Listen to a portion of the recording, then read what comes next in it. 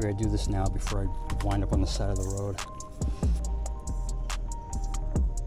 I gotta take the valve stem out first.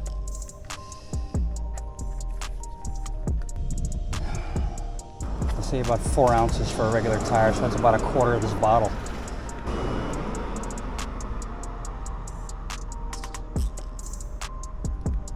That's about it.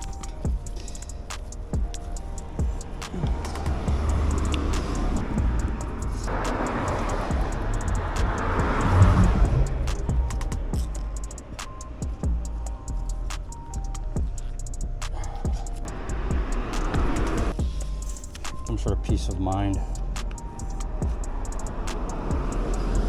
Being I do food deliveries on this thing. That's it right there. Excellent. There it is.